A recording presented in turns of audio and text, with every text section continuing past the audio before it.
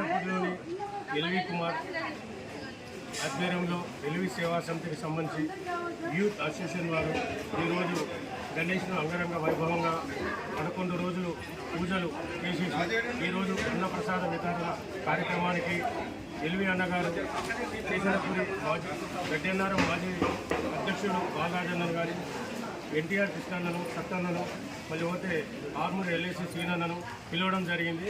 ఈరోజు అన్నదాన కార్యక్రమానికి మేము రావడం జరిగింది.